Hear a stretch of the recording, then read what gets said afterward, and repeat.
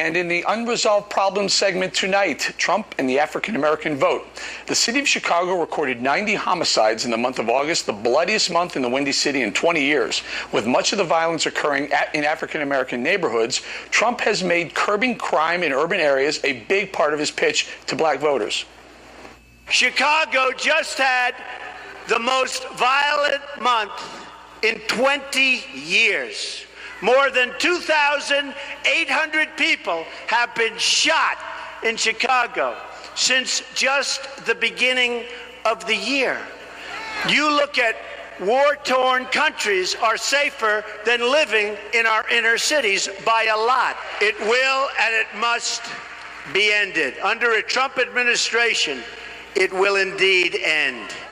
As part of his appeal to African-American voters, Trump is making a visit to the black church Great Faith Ministries International in Detroit on Saturday.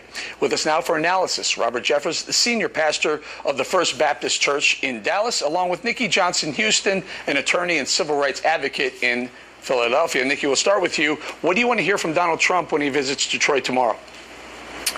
Well, I want to hear solutions about what's going on in the African-American community and why African-American voters should stop supporting the Democrats and start supporting the Republicans. I want to hear an articulate plan about how we're going to make it better, other than just saying it can't get any worse. We want to hear solutions.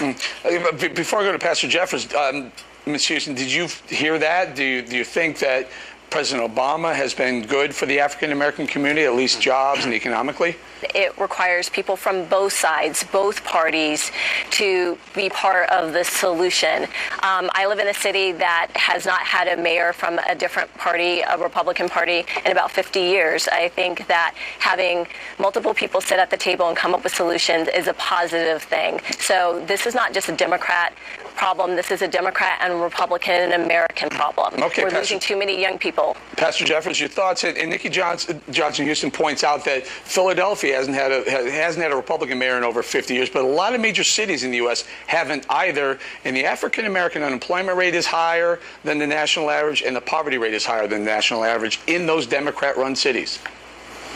Well, that's right. And remember, by going to a black evangelical church tomorrow, Trump is really doing two things. He's signaling, first of all, he's not going to surrender the black vote to Hillary Clinton, but he's also saying he's not going to neglect evangelicals as a whole like Mitt Romney and John McCain did. I talked with Trump earlier this week about this, and believe me, he understands the importance of the evangelical vote from all races. He knows that many of the issues evangelicals of all races care about, the sanctity of life, religious liberty, are going to be decided by the Supreme Court. He alone has made the commitment to appoint conservative justices to the Supreme Court who will interpret the law by the Constitution and not by political correctness. And Eric, I think this is resonating with evangelical voters. Many Christians of all races understand this election is the last opportunity to at least slow down the great unraveling we're seeing of our country. Nikki, can Donald Trump capture some of the African-American vote? Like right now,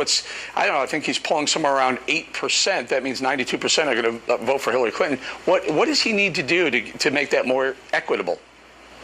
I think the kind of things that he is doing, I think he needs to go to churches. I'd like to see him go to a Howard University.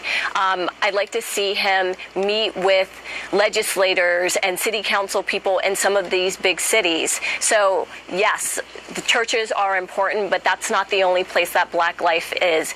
The truth is that we have similar values to your viewers. We care about good schools, so why does the African-American vote always go Democratic? Why is that? I mean, we're seeing poverty rates in some major cities among African Americans that's higher than it's been in 50 years.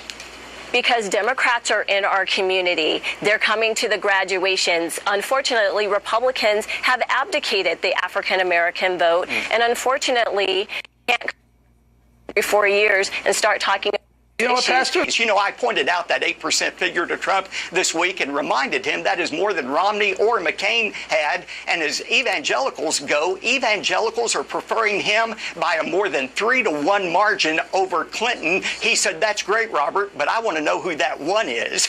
That tells me that he is not taking the black vote for granted. He's not taking evangelicals for granted. He's going after every voter. Very, very good. But he didn't show up to the NAACP when we asked, and he should have. He missed an opportunity. Got to leave it there, right there, you guys. Nikki, Pastor, thank you so much. The moderators of the upcoming presidential debates were announced today, and one of them is Fox News' very own Chris Wallace. Wallace will be here up next to tell us how he plans to approach the debate directly ahead.